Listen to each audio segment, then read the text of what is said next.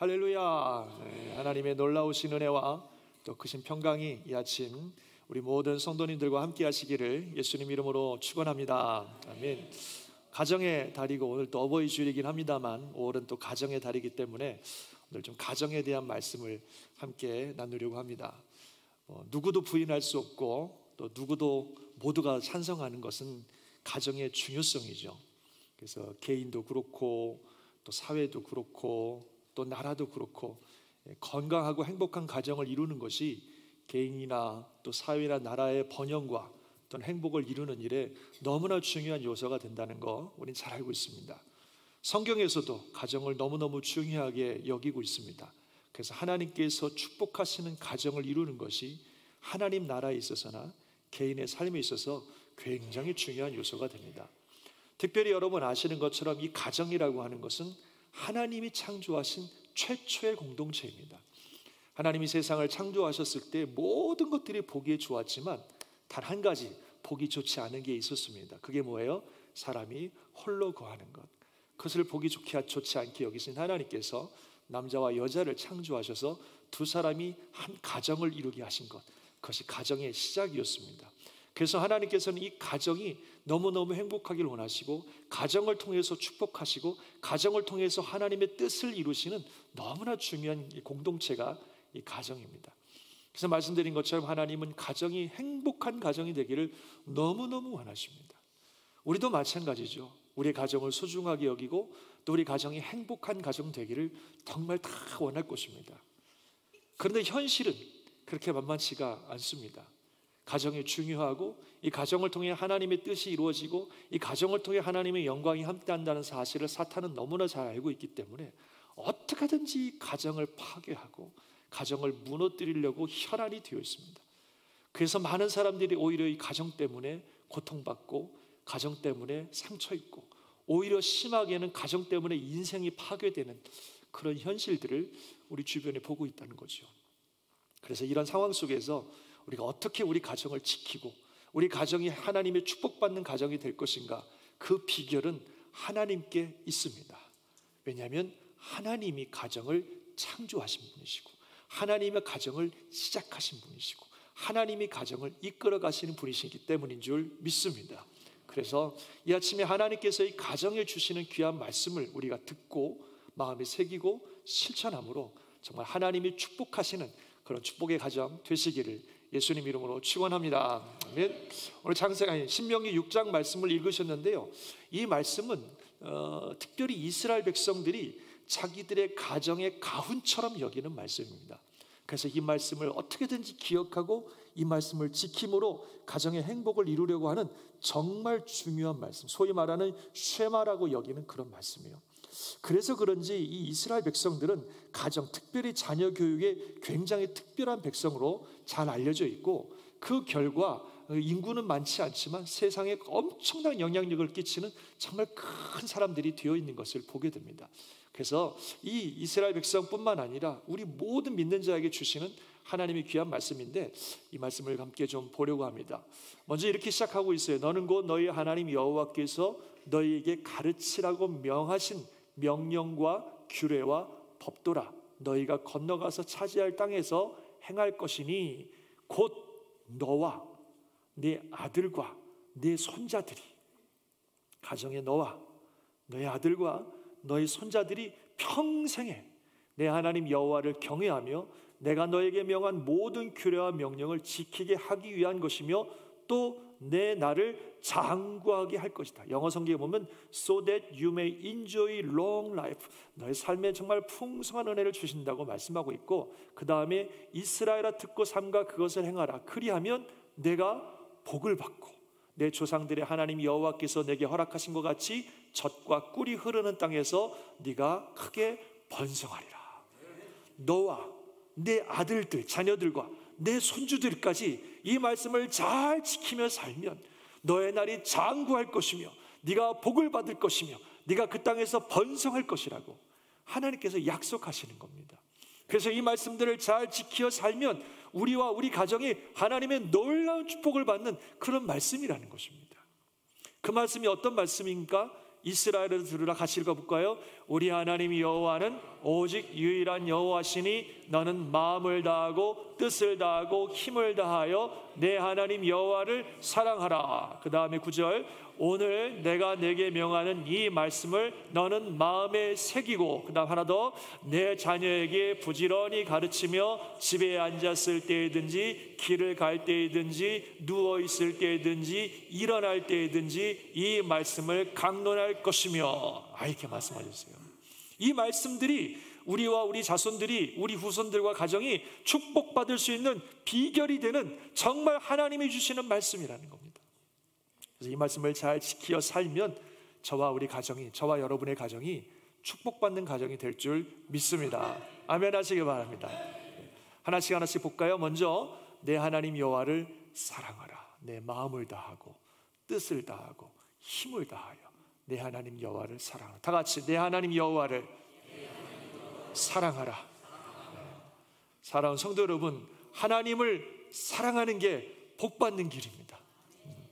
마음을 다하고 뜻을 다하고 힘을 다하여 정말 하나님을 최고로, 하나님을 정말 최고로 사랑하는 것, 그게 복받는 길입니다. 우리가 복받고 우리 자녀들이 복받고 우리 가정이 복받는 길은 하나님을 최고로 사랑하는 거예요. 그래야 복받습니다. 자주 말씀드린 내용입니다만 여러분, 하나님 사랑하고 신앙생활하는 게 액세서리가 아닙니다.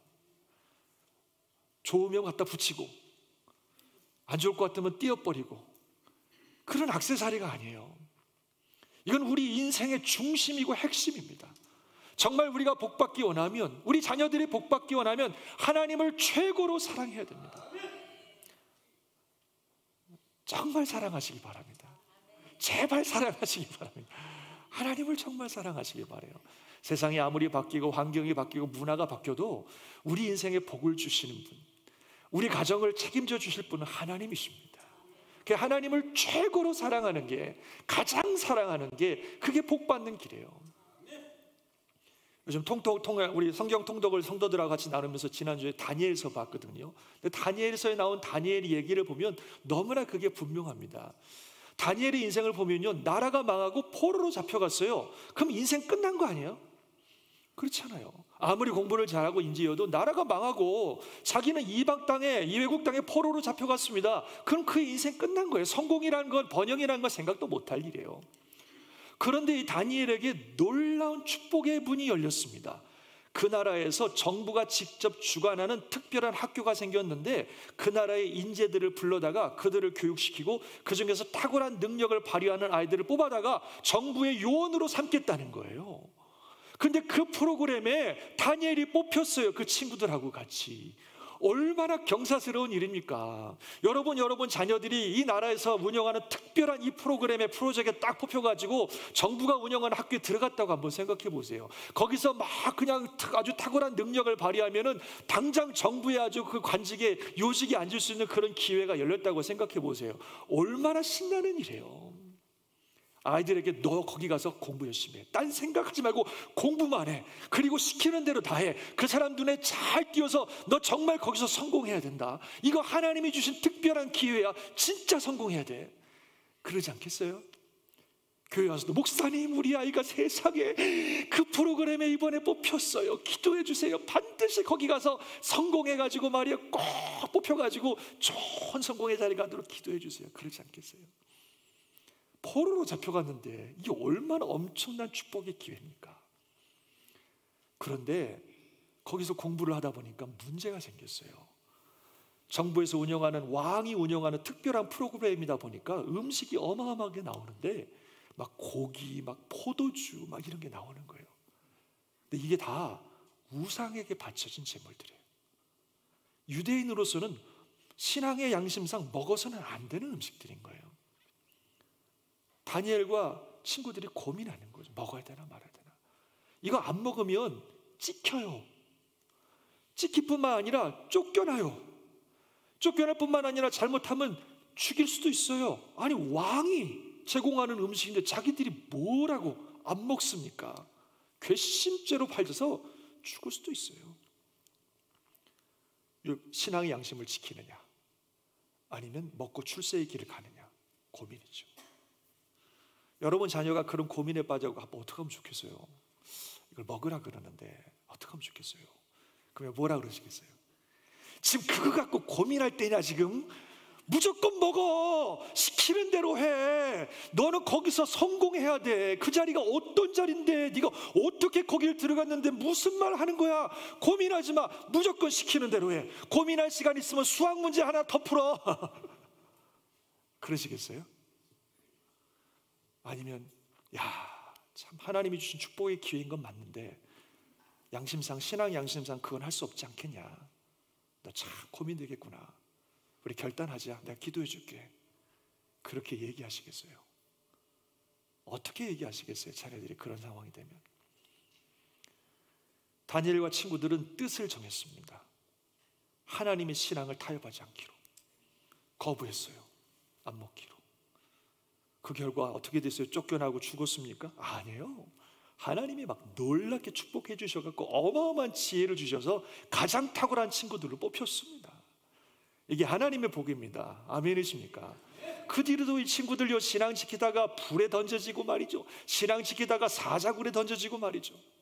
별의별 일들을 다 당해도 하나님을 믿는 신앙, 내가 여호와 하나님을 사랑하는 이것만큼은 절대로 타협할 수 없다. 끝까지 믿음 지키고 자랐습니다. 그 결과 70년의 시간을 지내는 동안 다니엘은 계속해서 최고의 관직에 있었습니다. 왕이 바뀌고 심지어는 나라가 통째로 바뀌고 세상이 뒤집혀졌는데도 다니엘은 여전히 최고의 관직에 앉았단 말이죠. 하나님의 축복이 아니면 불가능한 일이었습니다. 그리고 그의 신앙이 오히려 그 바벨론의 왕들에게 영향을 미쳐서 얼마나 엄청난 영향력을 그 나라에 끼쳤는지 몰라요. 이게 여호와 하나님을 전심으로 사랑하는 자들에게 주시는 하나님의 축복입니다. 정말 하나님의 복을 받기 원하시면 하나님을 최고로 사랑하시기를 주의 이름으로 축원합니다. 그래야 되는 겁니다. 그래야 되는 겁니다. 우리가 그래야 되고 우리 자녀들이 그렇게 살아야 돼요. 저와 여러분이 진짜 하나님 사랑하는지 아니면 성공을 사랑하는지 애들 다 알아요. 말은 뭐 신앙생활 열심히 하라고 마무리 얘기해도 우리가 하나님을 진짜 사랑하는 사람인지 아니 하나님보다 성공과 번영을 사랑하는 사람인지 자녀들은 다 압니다. 그리고 그들도 그렇게 살 겁니다. 부모랑 똑같이. 그렇기 때문에 우리가 복을 받고 우리 자녀들이 복을 받고 우리 가정이 축복받는 가정 되려면 절대로 하나님을 최우선으로 여기고 마음을 다하고 뜻을 다하고 힘을 다하여 하나님을 사랑하는 저와 여러분이 되시고 우리 가정이 될 수 있기를 주의 이름으로 축원합니다. 그러면 하나님 축복하실 겁니다. 아멘이십니까? 두 번째로 또 뭐라고 말씀하고 있어요? 오늘 내가 네게 명하는 이 말씀을 어떻게 하라고요? 너의 마음에 새겨라. 너의 마음에 새겨라. 하나님의 말씀이 우리 안에 새겨져야 돼요. 여러분 제발 말씀 가까이 하십시오. 말씀을 읽고 묵상하고 또 공부하고 암송하고 우리 마음속에 하나님의 말씀이 새겨지도록 그렇게 살아야 복을 받습니다.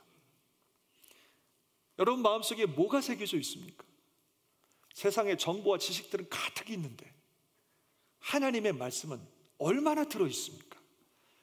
여러분 마음속에 얼마나 새겨져 있습니까? 말씀을 마음에 새기라 그랬어요. 그게 복받는 길이고 우리 가정이 복받는 길입니다. 이 땅에 사는 우리들의 삶을 책임져 주실 분은 하나님밖에 없습니다. 하나님 말씀대로 살아야 돼요. 자주 제가 말씀드린 내용인데 여러분 인생에 대해서 정확하게 얘기할 수 있는 사람은 세상에 없습니다. 왜냐하면 누구도 이 인생을 다 살아보지 않았기 때문에 그래요. 뭐 물론 20년 30년 먼저 산 사람들이 자기가 먼저 살아온 인생에 대해서 얘기할 수 있겠죠. 아 내가 이렇게 살았는데 이렇게 사니까 좋더라. 그렇게 얘기할 수 있겠죠. 그렇지만 인생의 끝까지 가본 사람은 아무도 없다는 거예요. 예를 들면 이런 겁니다. 우리가 어떤 여행을 가는데 여러 가지 길들이 나오는데 먼저 간 사람들이 그 한 길을 따라 가보더니 이 길이 되게 편하고 좋은 거예요. 그래서 나중에 오는 사람 보고 여보시오 이 길로 와. 이 길로 오면 되게 편하고 행복하고 너무너무 좋아. 그러니까 이 길로 오면 돼요. 이렇게 얘기해 주면 뒷사람들이 그 길로 가면 되는구나 하고 따라갈 수 있겠죠. 근데 앞서가는 사람이 자기도 처음 가는 길인데 가다가 갑자기 땅이 확 꺼지면서 저 낭떠러지로 떨어져서 멸망해 버렸어요. 인생이란 게 그런 거잖아요. 죽음이 갑자기 찾아오는 거 아니겠습니까? 갑자기 나의 인생이 끝나면서 저 낭떠러지 떨어져 죽어버렸단 말이에요.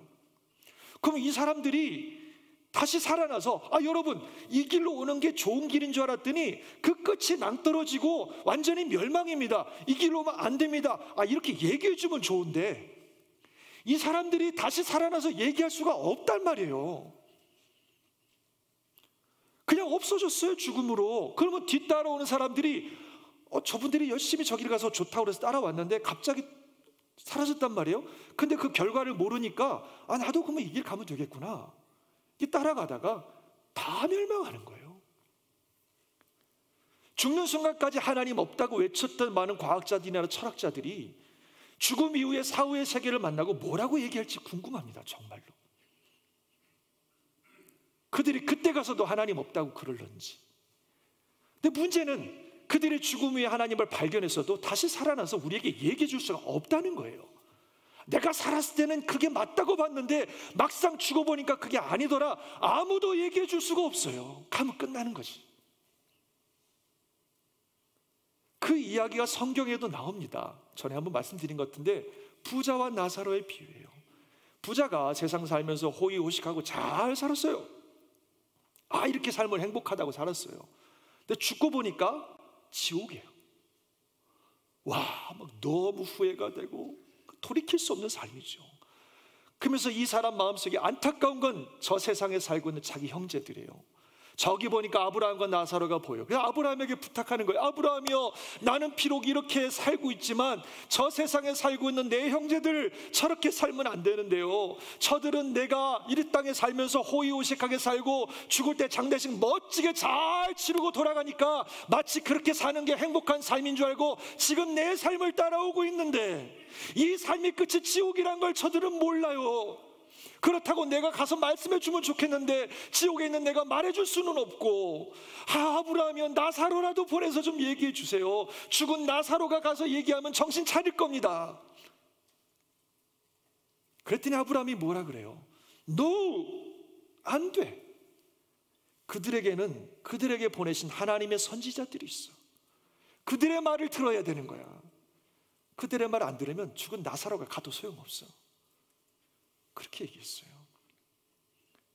우리에게 주시는 이 말씀, 이게 우리에게 주어진 유일한 말씀입니다. 이거 우리의 생명을 책임진다는 거죠. 저와 여러분을 사랑하신 하나님께서 우리에게 주신 말씀입니다. 영원전부터 계시고 영원까지 사시는 하나님, 인생을 창조하시고 인생을 이끌어 가시고 인생을 주관하시는 하나님께서 어떻게 살아야 행복한 인생이고 어떻게 살아야 축복받는 인생이고 어떻게 사는 게 정말로 영생을 얻는 삶인지 분명히 하나님께서 말씀해 주셨는데, 하나님 외에 누가 인생에 대해서 얘기할 수 있겠습니까? 다 처음 살아보는 길인데 하나님만이 우리에게 참 진리를 말씀해 줄 수 있습니다. 그래서 이 말씀을 열심히 읽고 열심히 공부하고 말씀을 마음에 새기고 말씀에 따라 살아가야 됩니다. 처음 가시는 인생인데, 한 번 가면 못 돌아올 인생인데 어떻게 디렉션도 없이 그냥 갑니까? 어떻게 되려고? 아무 디렉션이나 따라가면 안 된다니까요. 그들도 다 처음 가는 거예요. 몰라요, 어떻게 될지. 하나님만이 인생의 정확한 디렉션을 주실 수 있고 그 디렉션을 이 말씀에 다 주셨단 말이에요. 그래서 말씀을 읽고 가까이 하고, 제발 좀 말씀을 좀 가까이 하시고 말씀을 읽고 말씀과 함께 한 걸음 한 걸음 살아갈 때에 한 번 가는 우리 인생을 정말로 흔들림 없이 하나님 주신 축복을 향해 가게 되는 줄 믿습니다. 그게 내가 복받고 우리 자녀들이 복받는 길입니다. 그래서 말씀을 마음에 새기라, 꼭 기억하시기를 바랍니다. 세 번째로 뭐라고 말씀하고 있어요? 이 말씀들을 자녀에게 어떻게 가르치라고요? 부지런히 자녀들에게 가르치라 그랬습니다. 이 부지런히 가르친다는 말의 히브리어 뜻이 뭐냐면요, 날카롭게 하다 이러는 게 있어요. 영어로 sharpen, 날카롭게 하다. 칼을 날카롭게 가는 것처럼 날카롭게 하다는 의미가 이 부지런히 가르친다는 의미입니다. 여러분, 칼을 날카롭게 하려면 어떻게 해요? 한번 그냥 쓱 그면 날카로워지나요? 아니죠. 어떻게 돼요? 계속 갈아야죠. 계속. 이게 부지런히 가르치는 거예요. 계속 가는 거. 자녀들의 심령 속에 하나님의 말씀이 날카롭게 설 수 있도록 계속 가는 거예요. 계속 가르치는 거예요. 이게 부지런히 가르치는 겁니다. 그래서 이 아이들의 마음속에 하나님의 말씀은 칼인데 그 말씀의 칼이 날카롭게 서서 세상의 선과 악을 정확하게 분별하고 이 세상의 사탄의 세력들을 싸워 이길 수 있는 그런 날카로운 칼을 가진, 그런 심령을 가진 아이들이 되도록 부지런히 가르쳐야 돼요. 그래야 이 아이들이 세상 속에서 하나님의 말씀의 칼을 가지고 선과 악을 분별하고 진리 가운데 살아가는 믿음의 아이들이 되는 것입니다. 그래야 복 받습니다. 아멘이십니까? 그걸 해야 된다는 거예요. 앞에 유대인들 얘기 말씀드렸습니다만 자료를 찾아보니까 이 유대인들이 말씀 가르치는 일에 정말 대단합니다. 제가 실제로 보지는 못해서 모르지만 자료에 그렇게 나와 있어요. 4살이 되면 하루에 3시간씩 말씀 암송을 시킨대요. 13살 때까지 매일같이 하루에 3시간씩 말씀 암송을 시킨다는 거예요. 그래서 13살이 되면 성인식을 치르는데 성인식에 참여하려면 모세오경, 창세기, 출애굽기, 레위기, 민수기, 신명기를 다 외워야 된다는 겁니다. 어떻게 그게 가능할까 싶어요. 근데 4살 때부터 그 머리 좋은 아이들이, 개발된 아이들이 매일 3시간씩 말씀을 암송하면 가능하겠구나 이런 생각도 듭니다. 그렇게 철저하게 진짜 그냥 매일 갈듯이 철저하게 말씀을 가르치니까 아이들이 말씀의 사람이 되고 탁월한 하나님의 사람으로 세상을 살아가는 것 아니겠습니까? 우리 아이들이 그렇게 살아갈 수 있도록 말씀을 가르쳐야 됩니다. 부모님들이 하셔야 될 일들이에요. 가정이 복받기 원하시면, 정말 우리 가정이 행복하고 축복받는 가정이 되기 원하시면 자녀들이, 손주들이 말씀의 사람 되도록, 말씀의 칼이 날카롭게 달아지도록 부지런히 가르쳐야 됩니다. 우리의 마음속에, 우리 자녀들의 마음속에 말씀이 있습니까? 날카롭게 잘 갈려져 있습니까? 정말 하나님의 복받기 원하시면 그렇게 살아야 된다는 것입니다. 하나님께서 너무나 분명하게 말씀해 주셨어요. 우리와 우리 가정이 복받는 길을 너무나 이렇게 분명하게 말씀해 주셨어요. 우리의 온 마음을 다하여 하나님 사랑하고 하나님의 말씀을 우리 안에 새기고 내 자녀들에게 부지런히 가르쳐라. 그럴 때에 하나님이 축복해 주시는 가정이 된다고 말씀하셨습니다. 세상이 어떻게 변하든, 사람들이 뭐라고 하든 인생의 행복과 진리는 하나님만 주실 수 있습니다. 그분이 인생을 창조하셨고 그분이 가정을 만드셨고 그분이 이 땅의 주인이시기 때문에 여전히 하나님의 말씀이 우리와 함께 하십니다. 꼭 기억하셔서 정말 저와 여러분이 하나님 사랑하는 걸 최우선으로 삼고 어떻게든지 하나님의 말씀이 우리 마음에 새겨지고 우리 자녀들의 심령 속에 날카로운 칼처럼 하나님의 말씀이 설 수 있도록 부지런히 가르치시고 인도하셔서 하나님의 큰 복을 누리는 온 성도님들의 가정 되시기를 예수님 이름으로 축원합니다. 아멘. 기도하겠습니다.